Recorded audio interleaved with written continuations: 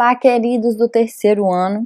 Estamos aqui com mais uma correção, sejam todos muito bem-vindos. Eu vou fazer essa semana 3 e 4 do PET volume 7. Aí na descrição do vídeo eu vou deixar para vocês o minuto da qual irá começar a semana 4. Então, se você precisa só da semana 4, você pode ir lá na minutagem do vídeo e pular, tá bom? O tema de vocês hoje é de Collor a FHC. Política neoliberal no Brasil. Então, eu coloquei aqui 3 imagens, que representam aqui a primeira, o Fernando Collor de Mello. Coloquei aqui o senhor Itamar Franco e o senhor Fernando Henrique Cardoso. Então, nós vamos falar um pouquinho do que ocorreu aqui com as atividades já em si, nesses 3 governos aí. O tema de vocês aí, né, de Collor a FHC, Política Neoliberal do Brasil, trouxe aqui 3 conceitos básicos. Neoliberalismo, doutrina socioeconômica que retoma os antigos ideais do liberalismo clássico ao preconizar a mínima intervenção do Estado na economia. São eles que são a favor de permitir a livre concorrência entre as empresas e países, vender as empresas sob o controle do Estado para particulares, que é a famosa privatização, diminuir os gastos com seguro-desemprego, aposentadoria, auxílio-doença e outros direitos trabalhistas, e abrir o mercado nacional aos capitais e produtos estrangeiros, facilitando sua entrada no país. Ou seja, eles defendem a não intervenção do Estado na economia. O liberalismo é a doutrina política e econômica que se opõe ao absolutismo, defende as liberdades individuais e a não intervenção do Estado na economia. Impeachment, palavra da língua inglesa cujo significado é impedimento, processo de cassação de mandato feito a partir de uma denúncia crime contra uma autoridade.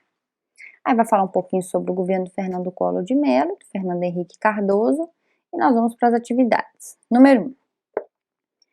Quais as ações desenvolvidas no governo de Fernando Henrique Cardoso que contribuíram para a consolidação do neoliberalismo no Brasil? Então são 2 aí, ó. Permitiu que o grande capital internacional e o capital financeiro conseguisse reprodução livre e abundante. Você pode colocar só o que eu coloquei em negrito e li agora para vocês. Mas eu deixei aqui mais completinho, entre parênteses, por exemplo, que capital internacional é esse? É o industrial, de telecomunicações, petroquímico, automobilístico, agrário e etc. A outra ação que ele fez foi pautou pela privatização de várias estatais brasileiras, como a Companhia do Vale do Rio Doce, empresa do setor de mineração e siderurgia, a Telebrás, que eu esqueci de colocar em negrito, essa também tem que copiar, tá? A Telebrás, empresa de telecomunicações, e o Banespa, banco pertencente ao governo do estado de São Paulo. Número 2. O movimento dos caras pintadas foi muito importante dentro do processo do afastamento do presidente Collor.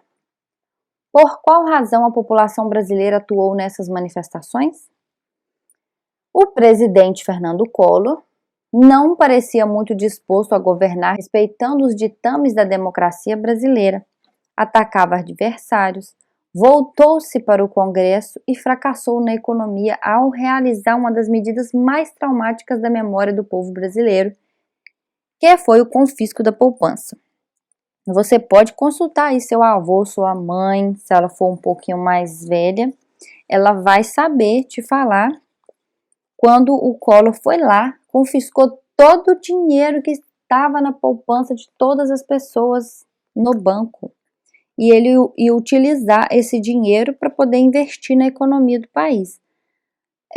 Muitos relatos eu já li de pessoas que nunca mais receberam esse dinheiro de volta, outros receberam parcelados e tomaram prejuízos, outros, né, receberam em parte. Então, vai variar aí, você pode encontrar várias histórias sobre, tá bom?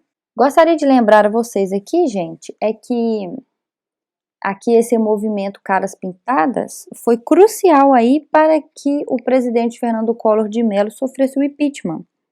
Ele era acusado de vários casos de corrupção, inclusive pelo tesoureiro do partido dele, o PC Farias, pelo próprio irmão dele, que tinha um dossiê contra ele, e a população, obviamente, né, achou aquilo um absurdo. O Brasil estava voltando a ser redemocratizado agora, foi o primeiro presidente eleito pelo voto do povo após a ditadura militar. Então, foi crucial essas passeatas, né, dos caras pintadas, para que ele fosse impeachmentado. Então, ele foi o primeiro presidente do Brasil a sofrer um impeachment. Depois nós vamos ter aí somente a presidente Dilma até os dias atuais. 3. Em julho de 1998 foi privatizado um conjunto de empresas estatais brasileiras do sistema Telebrás, dando prosseguimento ao programa neoliberal do governo Fernando Henrique Cardoso. Assinale a opção que melhor define privatização. Letra E. Transferência do patrimônio público para o controle privado de setores empresariais, nacionais ou estrangeiros. Agora nós vamos fazer a semana 4, que é o Brasil de Lula a Bolsonaro. Aí eu coloquei a imagem aqui do presidente Lula, da presidente Dilma Rousseff e do atual presidente Jair Messias Bolsonaro. Aqui neste trecho vai falar o que é impeachment. Impeachment, no caso aí, o que a presidente Dilma sofreu, e vai falar um pouquinho aí sobre o governo Bolsonaro. Então vamos lá. Número 1. Os dois governos do presidente Luiz Inácio Lula da Silva ficaram marcados por diversos fatos de grande exposição na mídia, seja a favor ou contra o governo. Assinale a alternativa que indica incorretamente um destes fatos. A extinção do ProUni.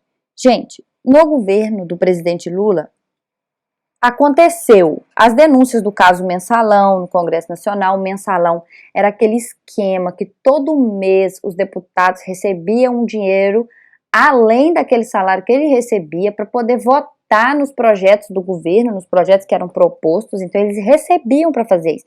Eles já tinham o dinheiro deles, mas eles recebiam um dinheiro mensal a mais, por isso chamado de mensalão, a mais do que ele já recebia para ele estar votando nesses projetos.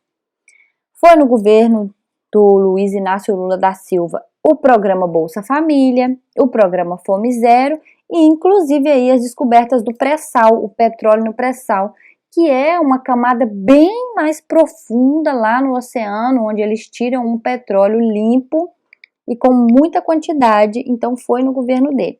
A única coisa que está errada aí é a extinção do ProUni. O ProUni não foi extinto, muito pelo contrário. Ele foi um dos programas do governo Lula. Número 2. Em relação ao Brasil no início do século XXI, é correto afirmar-se que... Letra D.